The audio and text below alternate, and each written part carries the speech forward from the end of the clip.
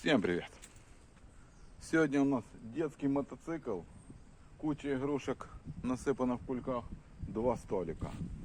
Дальше тоже что-то есть. Смотрим. Тумбарик какой-то.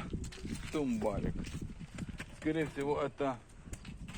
О, так это печка. Ого, для дров.